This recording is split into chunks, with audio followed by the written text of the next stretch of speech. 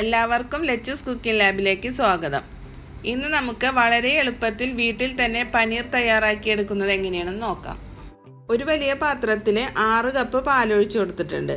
250 ml കപ്പാണ് ഞാൻ എടുത്തിരിക്കുന്നത്. മീഡിയം ഫ്ലെയിമിൽ വെച്ചിട്ട് പാലൊന്ന് തിളയ്ക്കുന്നത് വരെ ഇടയ്ക്കൊന്ന് ഇളക്കി കൊടുക്കണം. പാല് നന്നായിട്ട് തിളച്ച് വരുമ്പോൾ ലോ ഫ്ലെയിമിലേക്ക് ആക്കിയിട്ട് നമുക്ക് ലെമൺ ജ്യൂസ് ഒഴിച്ചു കൊടുക്കാം. അരിച്ചെടുത്ത 4 ടേബിൾ സ്പൂൺ ലെമൺ ജ്യൂസാണ് ഒഴിച്ചു കൊടുത്തത്.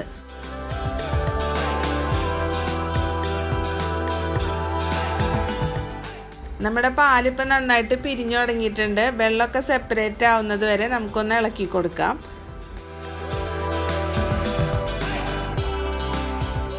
ഇതിപ്പോൾ റെഡി ആയിട്ട് വന്നിട്ടുണ്ട്. നമുക്ക് സ്റ്റവ് ഓഫ് ചെയ്തിട്ട് ഇനി അരിച്ചെടുക്കണം. അരിപ്പയിലേക്ക് നല്ലൊരു തുണിക്കഷ്ണം വെച്ച് കൊടുത്തിട്ട് അതിലേക്കാണ് അരിച്ചെടുക്കുന്നത്. ഞാനിവിടെ നേരെ ടബിലേക്കാണ് അരിച്ചൊഴിക്കുന്നത്.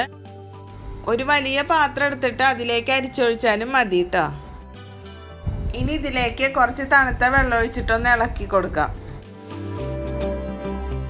ഇനി നമുക്ക് ഈ തുണി ഒന്ന് കൂട്ടി പിടിച്ചിട്ട് പിഴിഞ്ഞെടുക്കാം.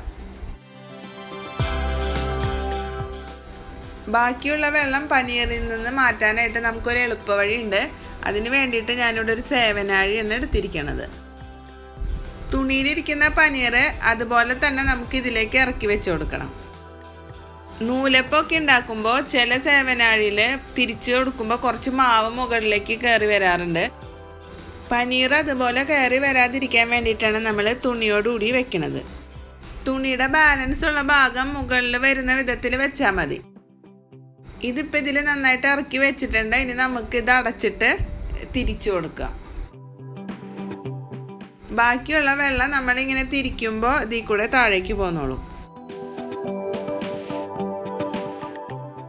മാക്സിമം ടൈറ്റ് ആവുന്നത് വരെ തിരിച്ചു കൊടുക്കാം. വെള്ളം മുഴുവൻ ഇപ്പോൾ പോയിട്ടുണ്ട്. ഇങ്ങനെ ടൈറ്റ് ആക്കിയിട്ട് ഒരു 10 മിനിറ്റ് വയ്ക്കാം. ബാക്കി വെള്ളത്തിൻ്റെ അംശം എന്തെങ്കിലുമൊക്കെ ഉണ്ടെങ്കിൽ പോവാനും പനീർ നല്ല ടൈറ്റായിട്ട് കിട്ടാനും വേണ്ടിയിട്ടാണ് കേട്ടോ നമ്മളിങ്ങനെ കുറച്ച് നേരം വെക്കുന്നത്. 10 മിനിറ്റ് കഴിഞ്ഞിട്ടുണ്ട്. ഇനി നമുക്കത് തുറക്കാം. നമ്മളിത് തുറക്കുമ്പോൾ കുറച്ച് വെള്ളം കാണുന്നുണ്ട്. അതിങ്ങനെ ചെരിച്ച് കളഞ്ഞാൽ മതി. ഇങ്ങനെയുള്ള വെള്ളം പനീറിലാവാതിരിക്കാൻ വേണ്ടിയിട്ടാണ് തുണിയോടുകൂടി വെക്കുമ്പോൾ തുണിയുടെ ബാക്കി ഭാഗം മുകളിൽ വരുന്ന വിധത്തിൽ വെക്കാൻ പറഞ്ഞത്. നമ്മുടെ പനീർ ഇപ്പോൾ ഇവിടെ റെഡി ആയിട്ട് കിട്ടിയിട്ടുണ്ട്.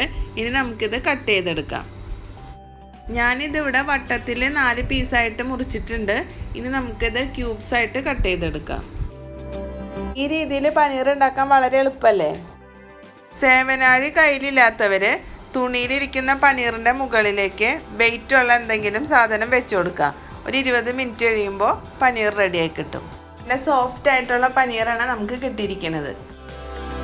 അപ്പോൾ ഈ വീഡിയോ ഇഷ്ടമായാൽ ലൈക്ക് ചെയ്യാനും കമൻറ്റ് ചെയ്യാനും ഷെയർ ചെയ്യാനും മറക്കരുത് കേട്ടോ.